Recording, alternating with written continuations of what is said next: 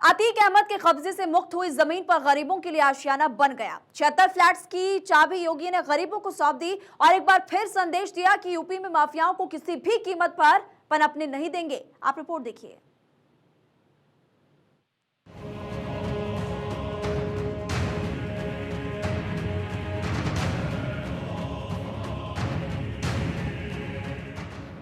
जिस इलाके में अतीक अहमद की कभी तूती बोला करती थी, जहां उसकी अनुमति के बिना कोई जुबान नहीं खोल सकता था, उसी प्रयागराज में आज अतीक के दफन आतंक लोक पर गरीबों के लिए आशियाना बनकर तैयार हो गया है।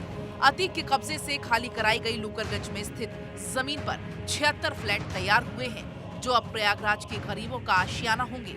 खुद सीएम योगी ने प्रधानमंत्री आवास योजना शहरी के तहत बने मकानों की चाबियां गरीबों को सौंपी। इस योजना में 468 करोड़ रुपए की 226 परियोजनाओं का लोकार्पण और शिलान्यास किया गया। धरती से कमीनों कार्यक्रम को आगे बढ़ाया गया है कि कुख्यात माफियाओं के कब्जे से मुक्त कराई गई भूमि पर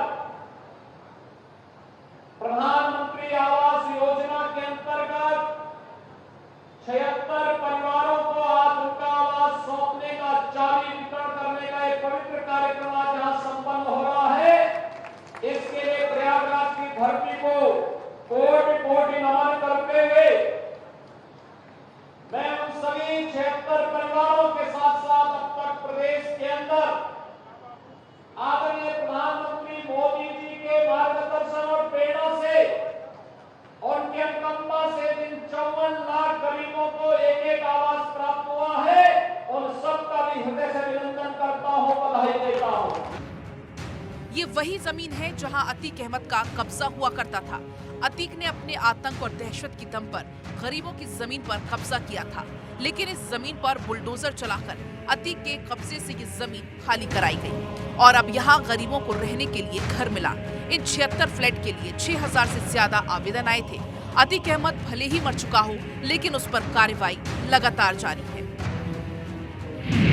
अतीक के अवैध साम्राज्य पर होगी बड़ी कार्रवाई। गैंगस्टर के तहत संपत्ति को जब्त करेगी योगी सरकार। कुर्क होगी 3 अरब 45 करोड़ 47 लाख की संपत्ति। गैंगस्टर एक्ट की धारा 16 और 17 के तहत होगी कार्रवाई। माफिया परिवार ने नहीं दिया संपत्तियों का सोर्स। तय समय सीमा के अंदर परिवार को देनी थी जानकारी। प्रशासन कुर्क संपत्तियों को जब्त करने की तैयारी में जुटा। जब्त होने वाली संपत्ति करेली, चकिया और कसारी मसारी में, झूसी, पूरा मुक्ति, झलवा, कौशाम्बी और लखनऊ में भी है संपत्ति। जब्त होने के बाद सरकार के नाम राजस्व अभिलेखों में दर्ज होगी।